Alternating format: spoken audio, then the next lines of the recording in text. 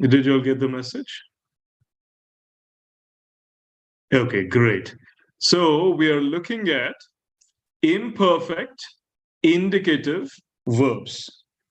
Last week, we looked at present indicative verbs in their regular forms.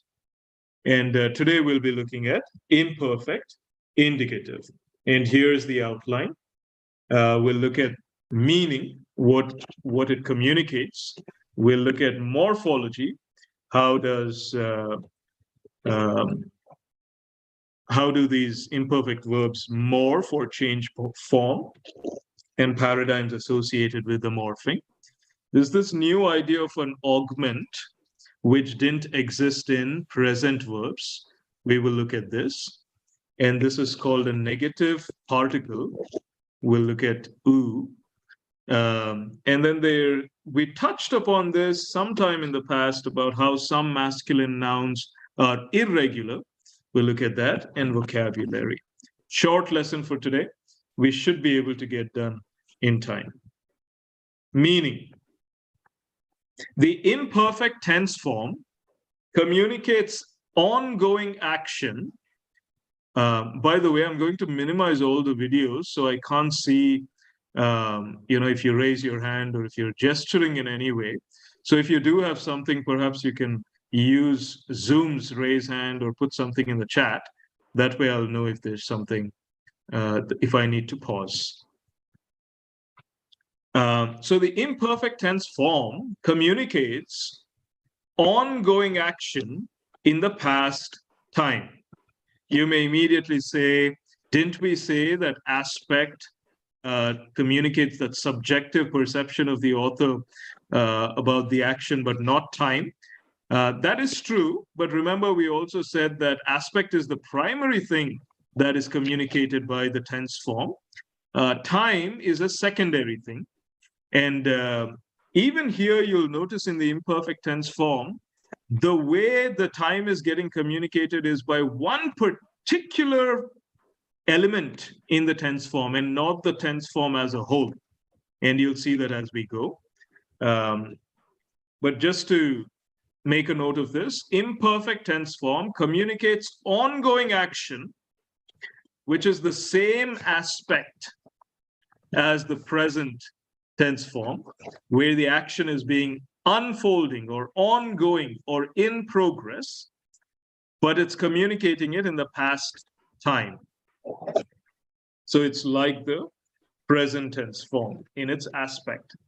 So luo, the present tense form, communicates this idea of I am losing, whereas the imperfect tense form communicates the same action as ongoing or unfolding or in progress, that same aspect, but in the past time. I was losing. The imperfect aspect is the same as the present tense form, which often signifies a progressive or ongoing or unfolding action in progress.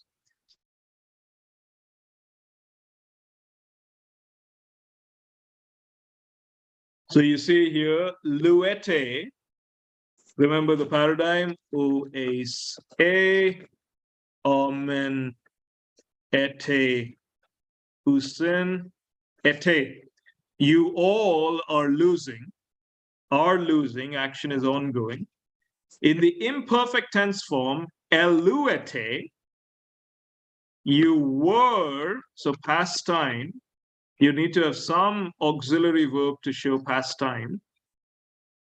And also, action should be as ongoing. You can't say you were loosed.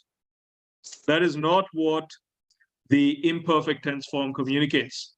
It communicates action as progressing, ongoing, unfolding. Luometa. Remember the paradigm? Omai, e, etai, ometa, este, on, tai, right? Ometa. We all are being loosed. Luometa. Now, eluometa, again being loosed, but now in the past time. So that's all that, if you know the present tense form, right, what it's communicating, you just add an auxiliary verb to communicate past time, and that's done. That's imperfect tense form. Very easy if you know present tense form. Like the present tense form, the imperfect tense form usually communicates these kinds of actions.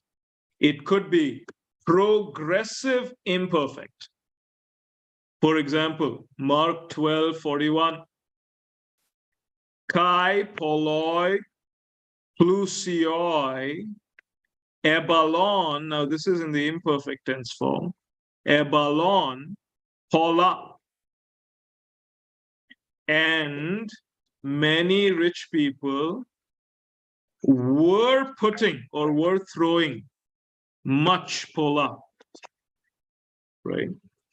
But you see how in context, when Mark was talking about rich people putting in money into the offering, it's clearly the action is progressing. One rich person puts and another puts, right? The action was ongoing, progressing, right? But sometimes imperfect tense form also communicates this idea of an inceptive imperfect, where clearly the action was sort of starting. There was an inception. There was a beginning to that action.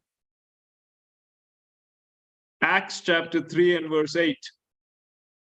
Este kai peri epatai. This is the imperfect tense form. This is the story of the cripple who started to walk, right? The noun is only saying he was walking, periepatai, in the imperfect. He was walking. But we know in context that he was not able to walk at that point until Peter asked him to, right? So clearly in context, there was an inception. There was a beginning to this imperfect action. That's why in the English, you see, he began like an inception, a beginning. Even though this is a simple imperfect, all that it's communicating is action in the past time as ongoing, unfolding. But the context is telling us there was a beginning to it. There was an inception to it.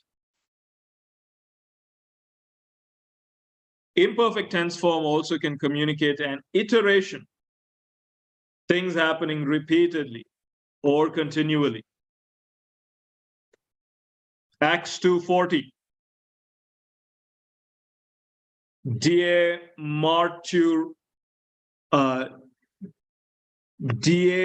marturato kai par ekale autus.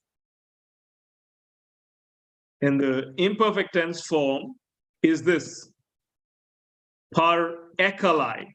This is from parakaleo, the paraclete, right? Parakaleo. Just a second, my computer is making a lot of noise. I probably need to turn off something. Let me close all the windows. There's almost fumes coming out of the computer. Close.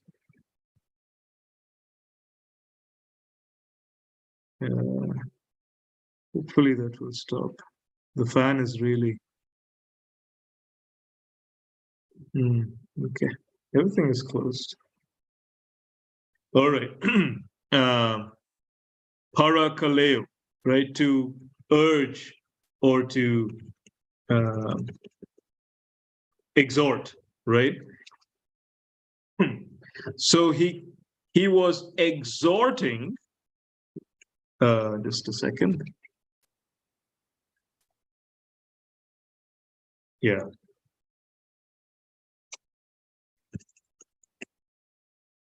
He was exhorting them, exhorting. But again, in the context, exhortation is something that begins, but it's also like iteration, one sentence after another, repeatedly, continually. So the imperfect tense form can also communicate that idea of a iteration. Next, morphology and paradigm. Just like the present indicative, the imperfect indicative has a stem that does not change. It has a connecting vowel, just like the present indicative, and it has a personal ending, just like the present indicative. So until here, nothing different from the present indicative. Exactly the same three elements. But the imperfect has one new element, which is called an augment.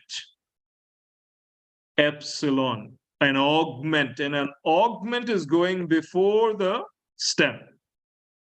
And this is the final form of the imperfect indicative.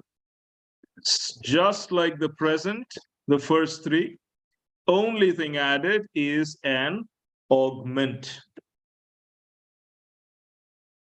Now here's the paradigm. You see how the augment is connected to the stem. So these don't change in the morphology. They remain the same augment, same stem.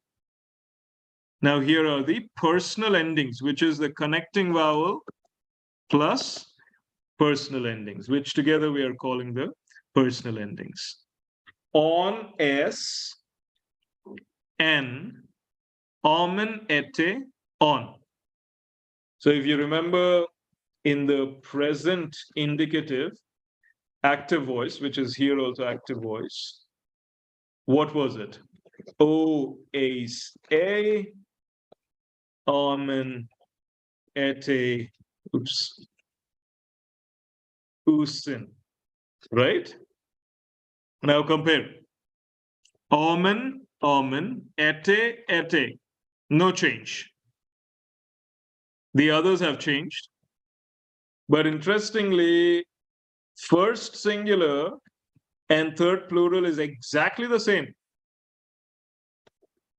How do you tell them apart? Context will tell them apart. In their form, they're exactly the same.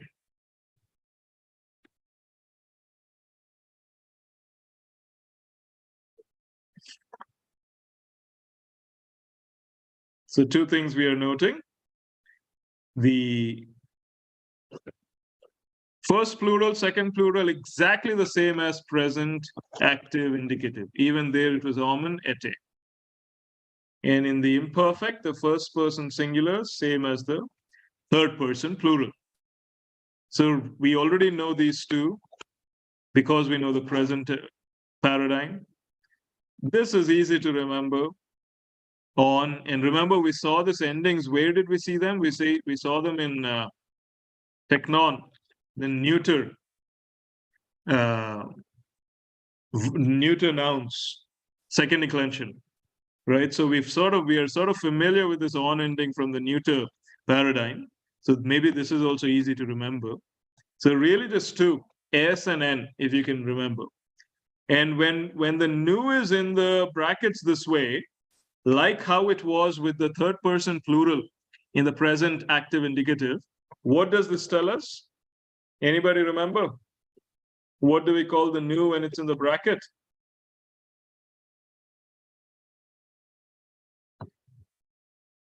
Movable, no?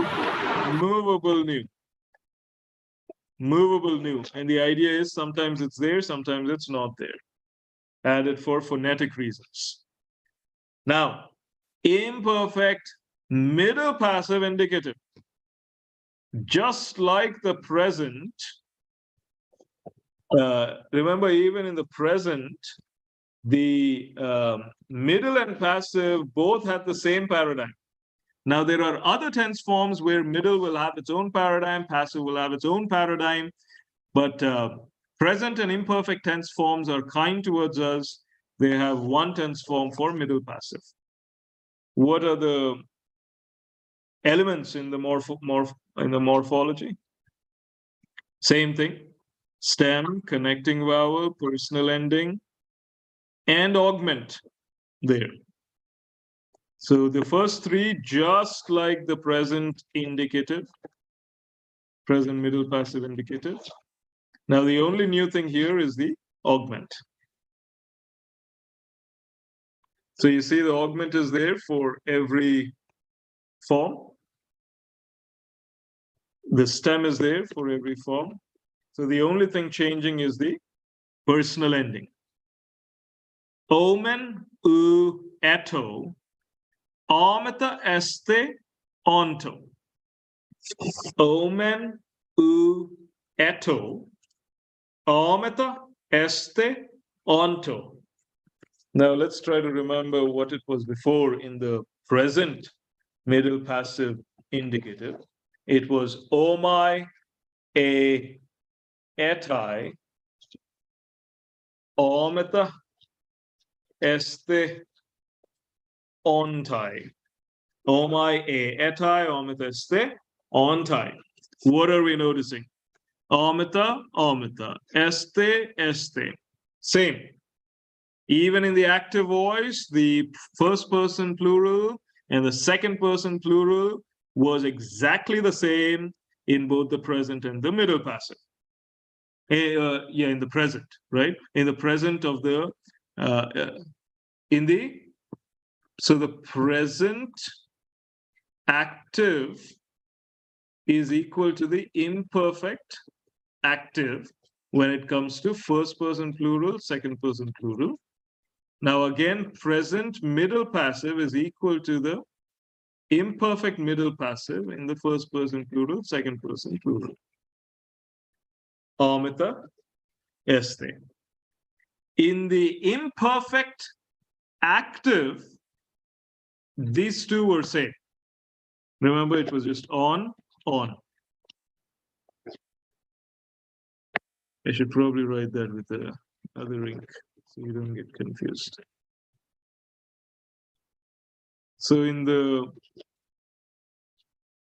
imperfect active, it was on, simple, right? And this was just S and N, right? But here everything's different. Here's amen, right? U, eto, ameta este onto. Okay. So if all of these comparisons are helpful, you can use them. If not, you just memorize the forms as it is. Whatever works for you. But end of the day, you need to remember, you need to know the form, the personal endings, and what it communicates. So let's very quickly go back and try to translate this.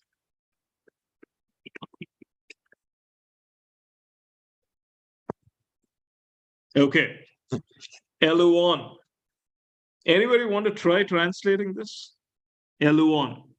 It needs to be imperfect aspect and it needs to be active voice.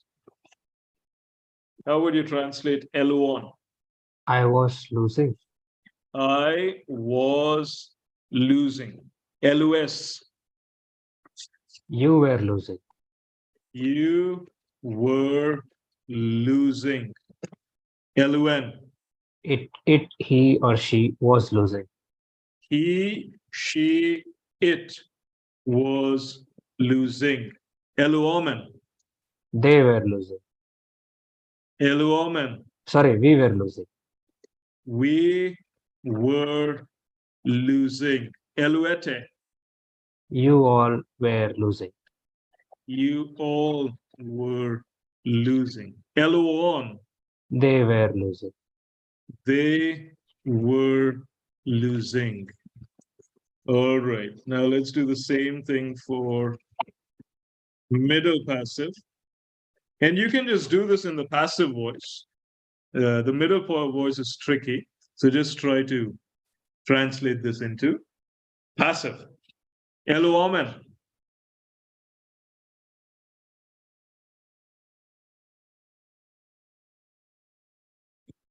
Eluomen. I was being loosened. I was being loosed. Okay. I was being loosed. You were being loosed. You were being loosed. He, she, it Was was being loosed. Next, oops, where did that go? Yeah, there. Resume. Okay. Where did that go?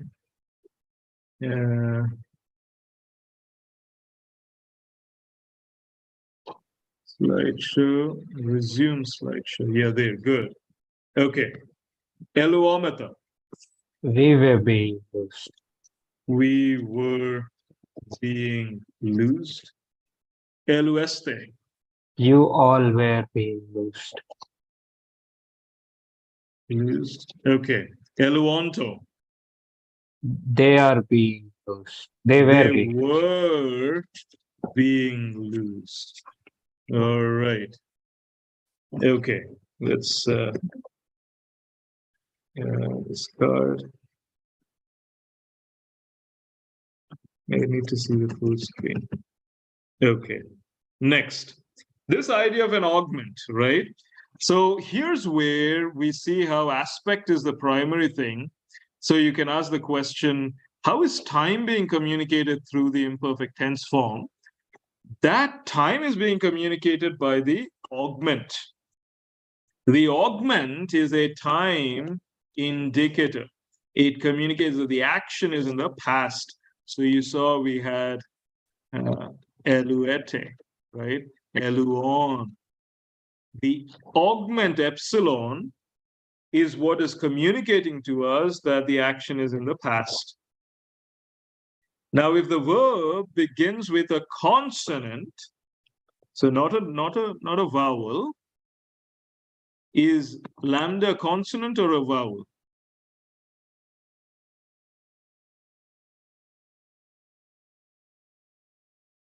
Lambda. Consonant. Then the augment is put in front of the stem. That's why the augment went in front of the stem loop. Why? Because the stem is beginning with a consonant.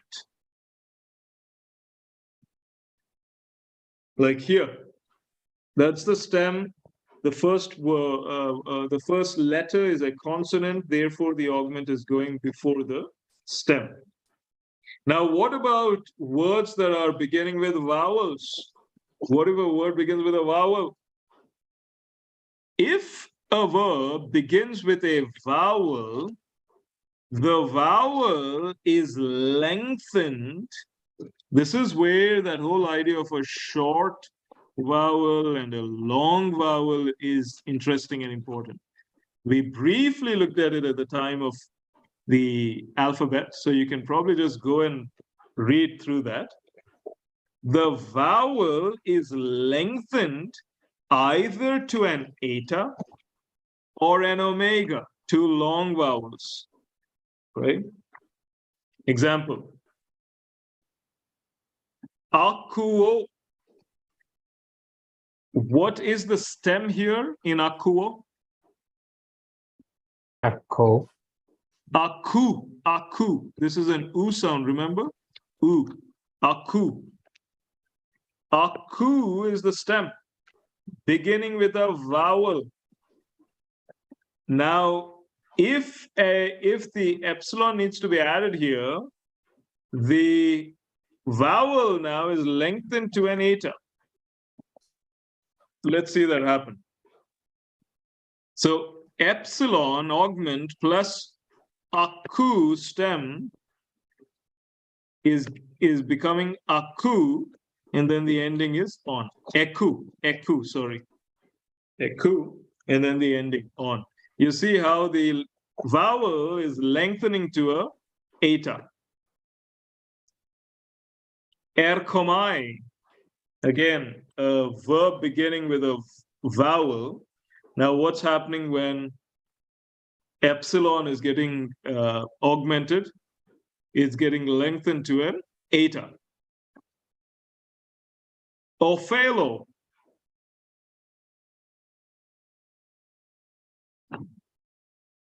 Getting lengthened to an omega.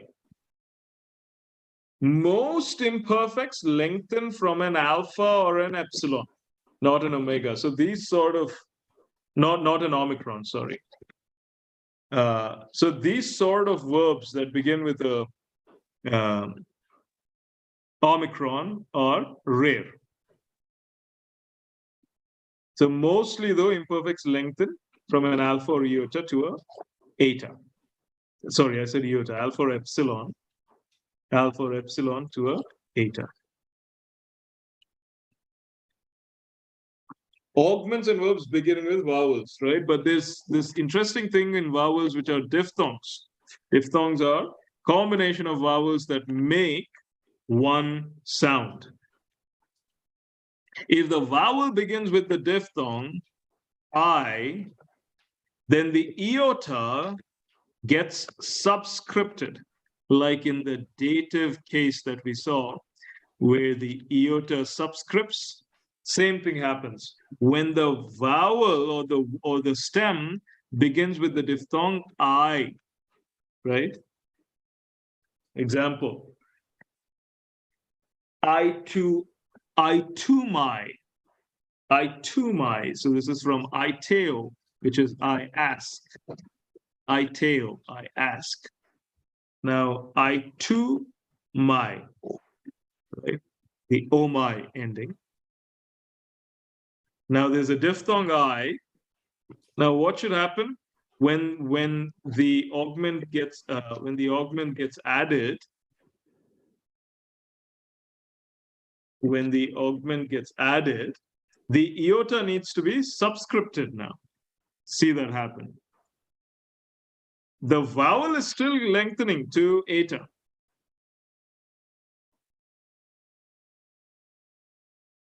But the iota is getting subscripted. A two men.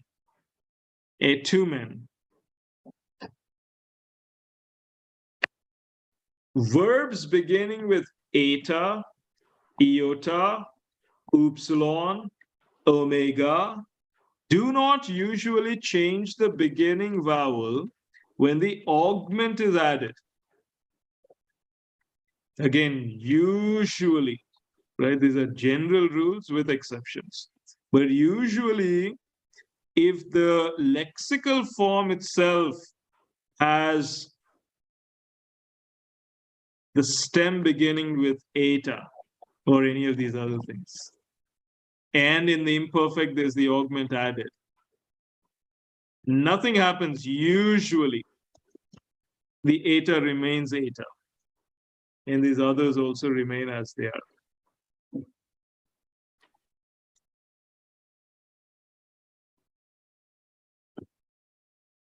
Another example. Anybody remember what's echo? Echo is, the meaning is?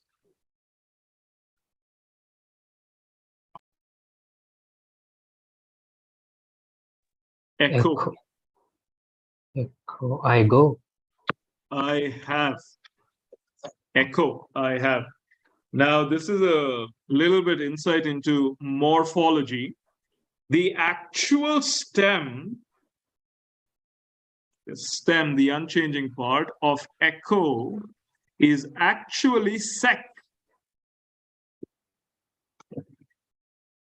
That's why in the imperfect, it's icon. Why? Because the actual stem is not a vowel. Had it been had the actual stem been an epsilon, you would need it to lengthen to an eta, and it should have become econ. If echo actually was echo, but it turns out actual stem of echo is sigma epsilon key. This is not a vowel. If it is not a vowel, what is the rule? The augment just goes before the stem. Now you can ask the question, how does this... It's where is sigma? Yes, what happened to the sigma and how did the epsilon, combining with the sigma and epsilon, how did this become an A? This one, you can do a little bit of research on your own into morphology. And you'll have to wait for the next class where we look at contract verbs, right?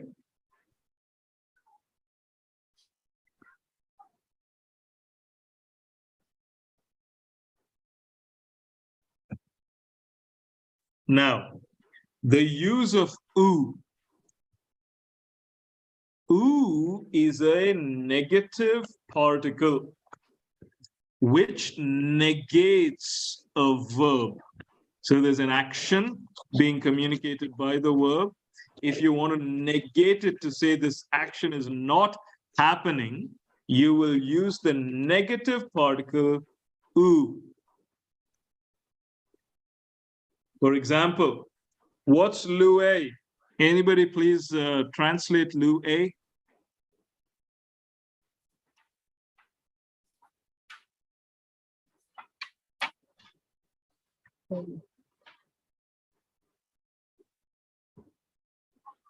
She is losing. He is losing, right? Just for the sake of the example, let's use the masculine gender. He is losing. Now, what would the negative particle do here? It would negate this action. So this would become he is not losing, right? If the verb begins with a vowel and a smooth breathing mark, this oo becomes an ook. When? If that verb, that whatever it's trying to negate, here it's beginning with a consonant, but like akuo, what if it begins with a verb and there's a smooth breathing on top of it? Then you need to have a kappa. And this is again phonetic reasons, right? If you just say uaku, ua, right? It doesn't flow well phonetically. So they would rather add a kappa in between to break that flow of the vowels. So instead of saying akuo, you would say uk akuo, right? When the action, the verb begins with a vowel, it's not u, but uk. Vowel with a smooth breathing mark. Now, what's LUN? Anybody remember LUN? What was the paradigm? On, S, N, Amen, Ete, on. So what would be LUN? He was losing. He was losing in the masculine. Now, uk, LUN. Why is there a kappa here? Because the action has a vowel with a smooth breathing mark. Vowel with a smooth breathing mark. That's why there's a kappa there. He was not losing. Now, what if the vowel begins with a rough breathing mark? Then it's not ook, but it's ook with a ki. For example, see this verb, hupago, hupago. Because there is a vowel with a rough breathing mark, the negative particle is ending with a ki. Had this been a smooth breathing mark, it would have been a kappa. Had this not been a vowel but a consonant, there would be nothing here, just oo. So oo, ook, Uk. This is for a consonant. This is for vowel with a smooth breathing mark. This is for a vowel with a rough breathing mark.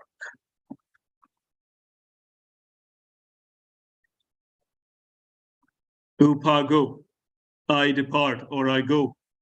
Ukupago, I am not departing. Now, what if you want to emphasize the negation? You want to say it very strongly. Then you would say uki. Never, no, with an emphasis. Uki. This is an emphatic no.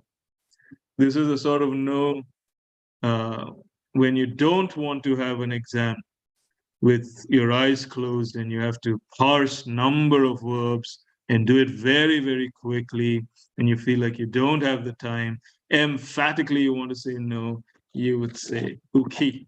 So you can use this next time there's a exam being declared. Uki. Irregular masculine nouns. Regular masculine nouns, the pattern was logos. Os, u, o, on, right? That was a paradigm. Now, what if there are nouns which don't follow that paradigm? Then there are nouns like that. Example, mathetes, which is the noun for disciple. This is its lexical form. It doesn't look like logos. It's masculine. It needs to have the os ending, but it has the as ending, which is actually the genitive singular in the feminine.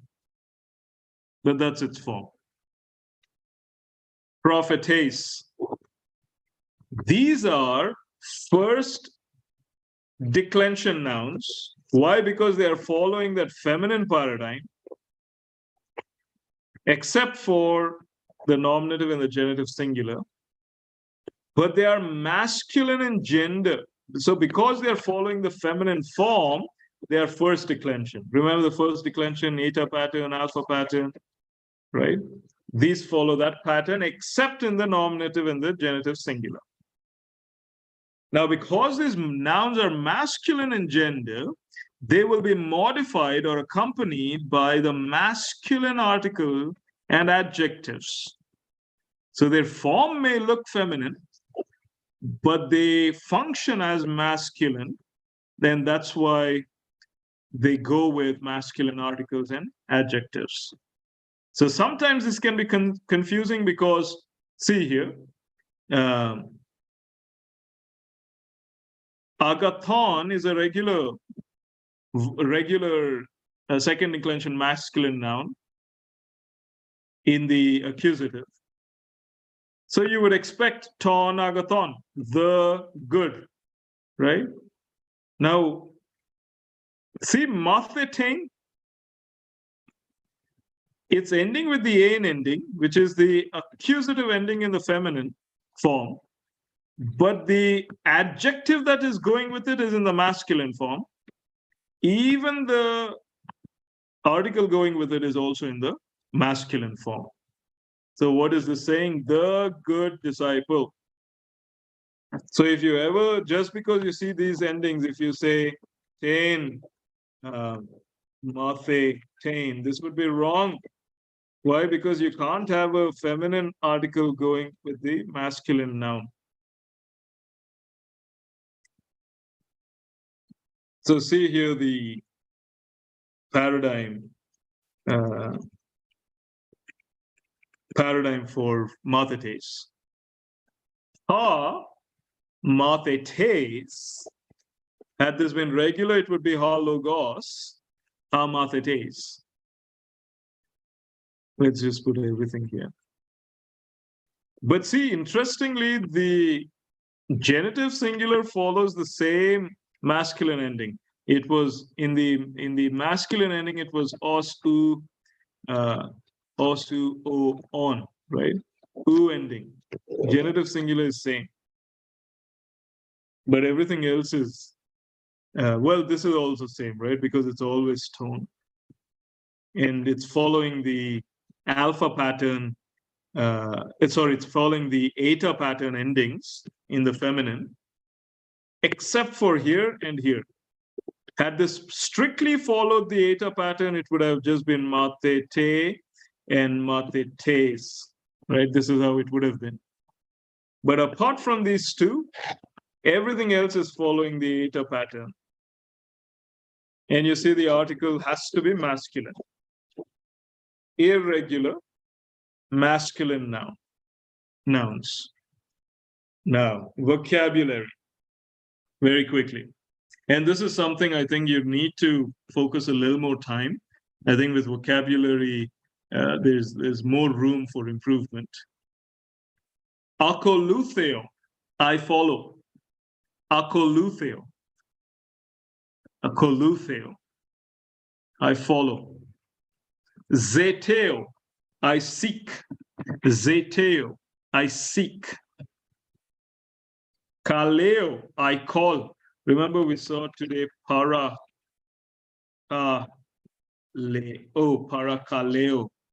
I call kaleo, para beside. So there was a verse where he was exhorting, right? The word para kaleo. So the word exhort is to call to come beside. Para kaleos. You're urging people, you're exhorting, come beside. That's why this is the same word for a paraclete or an advocate, right? Paraclete is an advocate. Why? Because you're calling, you're kaleo, you're calling them to come para, beside. Para is a preposition, beside, right? Call to come beside. A paraclete, an advocate. Kaleo, I call, invite, name. Laleo, I speak or I say. We already saw lego is also to say. Here's another word, laleo. Martyreo, I testify, I bear witness. So a martyr is someone who is testifying, who's bearing witness until death. Martyreo. Parakaleo, I call to come beside. So I call, kaleo, urge or comfort or even exhort. That is also another word, parakaleo. Call, urge, comfort, exhort. Peripateo, I walk or I live. Technically, this pateo is to walk. Peri is the preposition around, just like how para is a preposition beside. So to walk around is to live. Peripateo, I walk, I live. Poieo, I do, I make.